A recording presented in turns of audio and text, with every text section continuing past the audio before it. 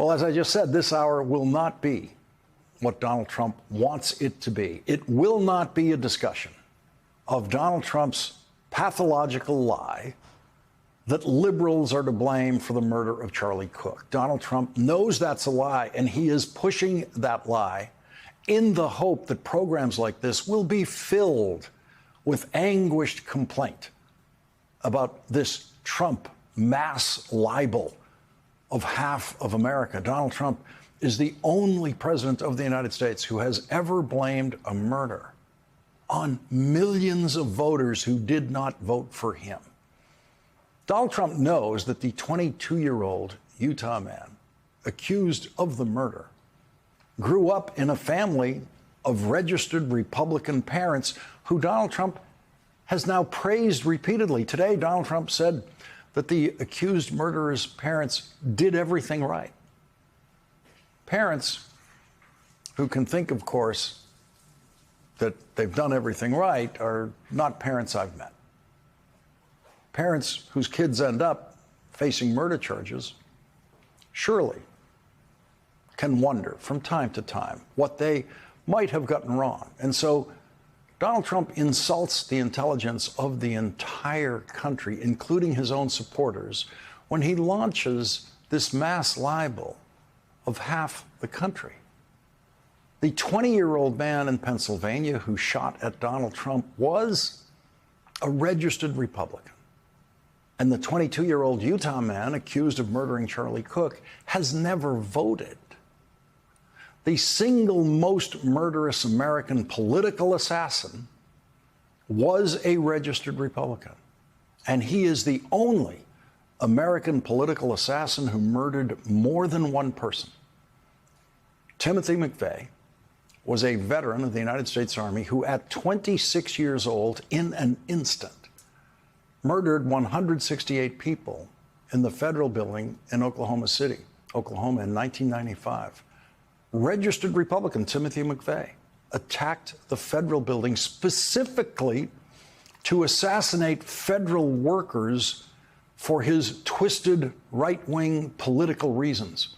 Registered Republican Timothy McVeigh came to hate the government in whose army he served. Timothy McVeigh murdered 19 children in the daycare center of that federal building in an instant by blowing up that building with a truck bomb. Registered Republican Timothy McVeigh's assassination target that day was all the federal workers in that building, and he didn't care who else would have to die in the process. That's how far Timothy McVeigh's insane right-wing ideology drove him. And Donald Trump had nothing to say about that. In 1995, Donald Trump could pick up the phone and get himself quoted in the New York tabloid newspapers whenever he wanted to. He could get himself booked on TV chat shows and say whatever he wanted to say. He could take out full-page ads in the New York Times and condemn people, as he had already done at that time, demanding the death penalty. In one case, for people who he wrongly believed were guilty of raping a woman in Central Park. There was no full-page ad by Donald Trump about Timothy McVeigh. Donald Trump didn't blame the Republican Party for what Timothy McVeigh did. No one blamed Republicans for what Timothy McVeigh did. There was no internet to blame yet, no social media to blame for poisoning Timothy McVeigh's mind. And it never crossed any politician's mind to blame millions of people who never met Timothy McVeigh. That is Donald Trump's uniquely perverse contribution to the aftermath of a public murder. What Donald Trump wants is agreement from his supporters and outrage from the millions of people he is libelously accusing of inciting murder. Because that means that we will not be covering the very bad news that continues to mount for Donald Trump, including headlines like this one in today's Wall Street Journal, right there. Putin, Netanyahu march on with Trump on the sidelines. That is a very, very important headline for the world and a very bad headline for Donald Trump. Vladimir Putin and Benjamin Netanyahu. Okay, so a huge development just unfolded in Congress concerning the Jeffrey Epstein investigation. We're talking about new evidence, bombshells really, that have just been put on the record. And with it comes a massive demand that could implicate some of the most powerful people in the country. So let's get right into it. Let's break down what was said and, more importantly, why this is such a big deal. And this is the quote that really set the tone for everything. Representative Melanie Stansbury of the Oversight Committee. She stood before the House Judiciary Committee with this incredibly urgent message. She's basically saying, hey, let's drop the politics. Her point was that this isn't about Republicans or Democrats. It's about justice. Okay, so what was she really there to say? What was the main point? Well, it all boiled down to one single, unmistakable demand. A demand aimed squarely at the administration. And that demand? Release the full, unredacted Epstein files. I mean, she couldn't have been clearer. She's saying the only way we move forward is to see every single page with nothing blacked out. And her argument is that this isn't just about, being transparent for the sake of it. No, this is absolutely essential if we're ever going to restore public trust and finally get some real accountability, no matter whose name is in those files. Now you might be wondering, where is this all coming from? Well, this demand isn't just some random request. It's the direct result of the Oversight Committee's official investigation. And Stansbury laid out that their whole investigation is built around answering three really fundamental questions.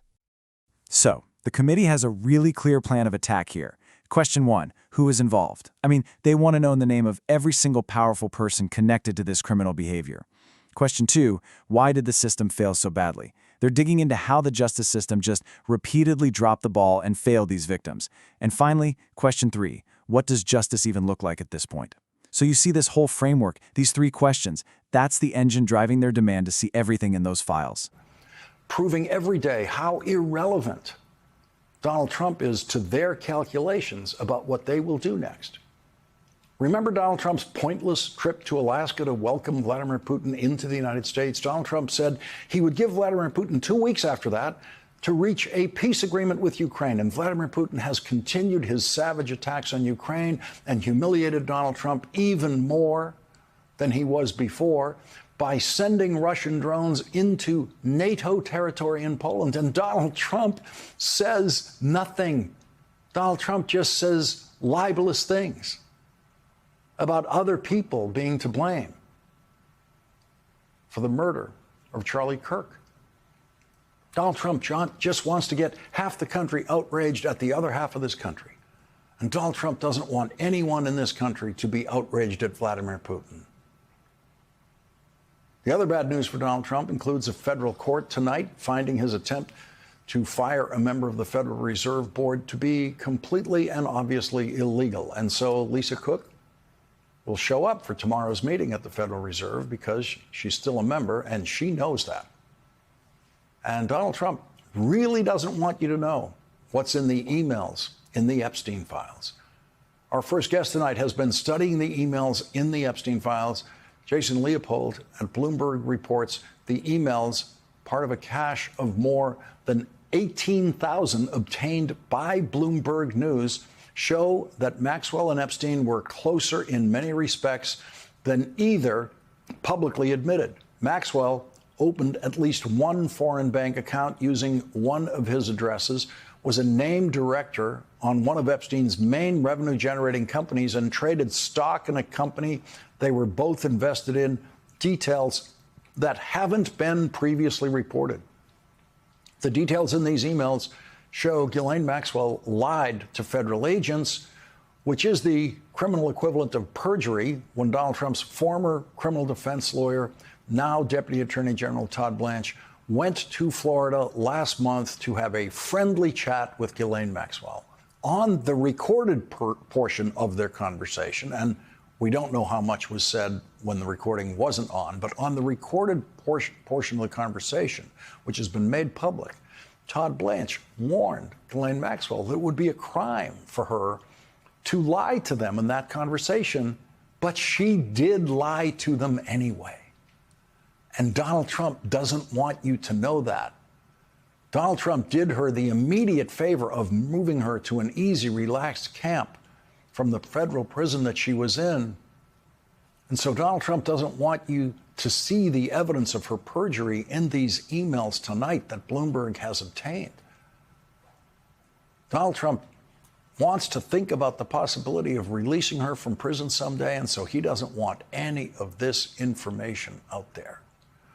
And Donald Trump is not going to prosecute her for the perjury that she committed in her conversation with Todd Blanche. And it is Donald Trump who decides who gets prosecuted by the Trump Justice Department. Bloomberg reports that Jeffrey Epstein and Ghislaine Maxwell, quote, discussed undergoing a shared fertility procedure long after Maxwell claims she largely disassociated from him. They corresponded about discrediting women who raised allegations against them, including in one exchange where Maxwell said she planned to circulate compromising information on one of Epstein's sexual abuse victims. Maxwell has maintained she was kept in the dark about details. And get this, as part of their investigation, the committee has already gotten their hands on tens of thousands of documents from the Epstein estate. And according to Stansbury's testimony, what they found so far is, well, it's pretty startling. How startling? Well, within just this new batch of documents, they found over 1,600, that's 1600, references to former President Donald Trump. And the testimony really got into the specifics of what these references are. And it's serious stuff. We're talking about sworn statements from a woman who says she was recruited at Mar-a-Lago when she was only 16 years old. We're talking about emails where Epstein himself apparently wrote that Trump knew about the girls. There are mentions of photos, financial transfers between the two, and maybe the most cryptic and chilling part, a note from Epstein himself that referred to Trump as the dog that hadn't barked. Now, many interpret that to mean someone who knew what was going on but kept quiet. And Stansbury was emphatic that every single one of these points warrants a full, deep-dive investigation. But it wasn't just about pointing fingers at powerful people. The testimony also shined a massive spotlight on a huge contradiction, something that goes right to the heart of the original federal investigation. Okay, so check this out, because this is a really crucial point. On one side, you have documents from Epstein's own files showing that he believed he was facing a mandatory minimum of at least 10 years in federal prison. He knew he was in deep trouble. But then on the other side, you have the U.S. Attorney at the time, Alex Acosta, who claimed under oath that there just wasn't enough credible evidence to pursue federal charges. I mean, how do you square that? Those two statements just don't seem to line up, and it raises some really serious questions about why that original deal was made. And all of this led to the end of her testimony. And it wasn't just a recap of the evidence. It was a direct, really powerful appeal to every single member of the Judiciary Committee. She ended with this plea, and you could feel the weight of it. She said, "Please take the partisanship out of this case. Please address the facts as you see them before you. Please join us in this investigation." It was really a final call for everyone to come together, to work as one, and to make sure the justice system is there to protect victims, not the people who hurt them. So there you have it. It's all out there now on the official congressional record. The allegations have been made public. The demand for every single unredacted file is on the table. The big question is no longer just what's in those files. The real question now is there the political courage to finally open them up and let the truth come out, no matter who it takes down?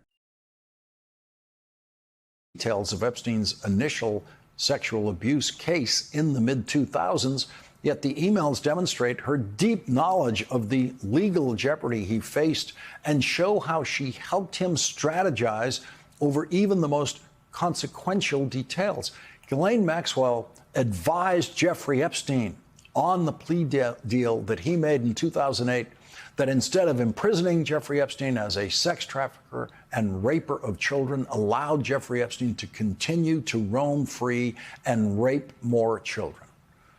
Bloomberg reports Epstein wrote to Maxwell on May 23, 2008, "Which one do you prefer, lewd and lascivious conduct or procuring minors for prostitution?"